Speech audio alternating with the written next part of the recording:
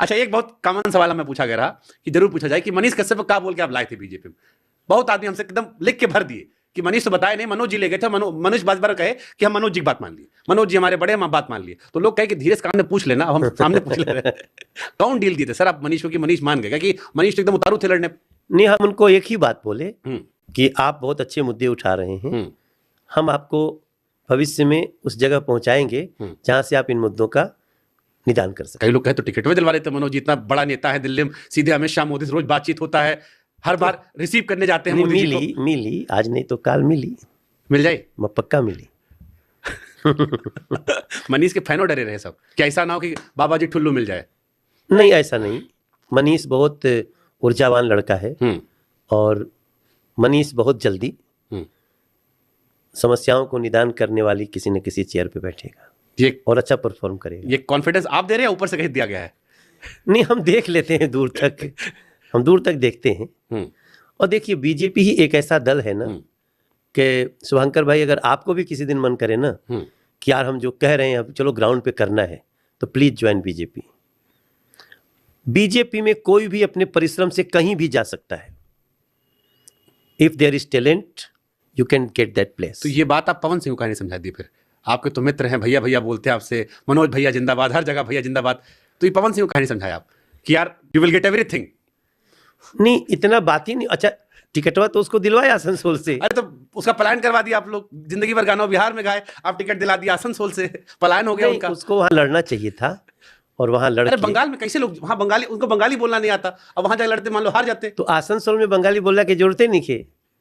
वो छोटा मोटा बंगाली और भोजपुरी तो वो सब आ जाता है। भीड़ देखिए कितना भीड़ इकट्ठा हो रहा पवन सिंह में। नहीं, स्टार है भाई, पावर स्टार, पावर स्टार है, इसमें कोई दो राय थोड़ी है। तो जीत जाएंगे तो बीजेपी भगवती की बड़ी कृपा है उसके ऊपर। जीत जाएगा, मान लीजिए जीत गए तो जीतने के बाद तो ले आएंगे ना आप उनको।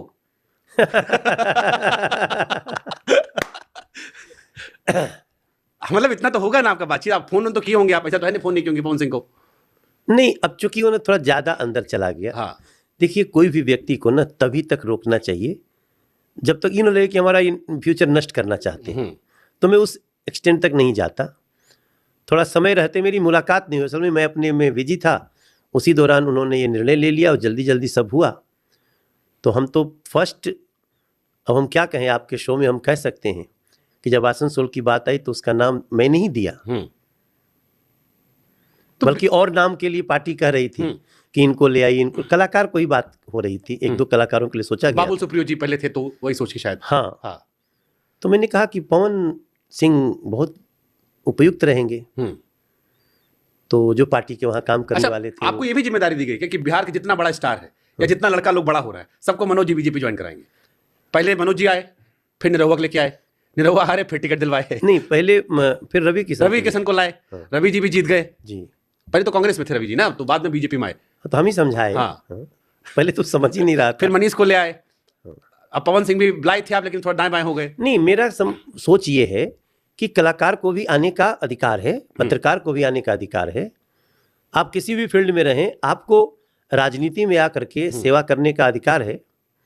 तो राजनीति बहुत अच्छी चीज है। एक साजिश के तहत ना कर दिया गया कि पॉलिटिक्स खराब चीज है। पॉलिटिशियन खराब हो सकते हैं, पॉलिटिक्स खराब चीज नहीं है। पॉलिटिक्स में तो ज्यादा से ज्यादा अच्छे लोगों को, गुणी लोगों को आना चाहिए। हमारे पॉडकास्ट में अक्षरा सिंह 100 बार कहीं जीजा जी आपको, और जीजा जी उनको नहीं लाए। उनका भी मन था, बहुत मन था, कह रही थी हमसे कि हमको टिकट लड़ना है, चुनाव लड़ना है, इंतजार भी कर रही थी। नहीं, वो भी ठीक ही चल रही है, क्या पता कभी वो भी आ जाए। देखिए, आने का तो ईश्वर ने भी एक समय तय कर रखा है ना। हम लोग सब कोशिश करते हैं, लेकिन विधि का भी कुछ विधान है। अच्छा, एक कॉमन क्वेश्चन और लोगों का था कि मनोज जी में पॉलिटिकली पोटेंशियल तो है, आपने दिल्ली बीजेपी अध्यक्ष रहे, आप लंबे समय तक काम किया, जीते हारे, सारा दौर देखा आपने, पॉलिटिशियन दौर पर उतार चढ़ाव सब देखे। अब किसी ने कहा एक हाइपोथेटिकल सवाल डालेगा मनोज जी के सामने कि अगर मनोज जी को मुख्यमंत्री बनाया जाए तो वो दिल्ली का मुख्यमंत्री बनना पसंद करेंगे या बिहार का मुख्यमंत्री बनना पसंद करेंगे? अरे कहीं का बन जाए, बहुत बढ़िया बात है भाई। अरे आपका भी तो कुछ होगा ना भाई, फर्स्ट चॉइस ये है, सेकंड चॉइस ये है। सही मायने में ना शुभंकर भाई, ऐसा कोई उद्देश्य से हम राजनीति में नहीं आए हैं।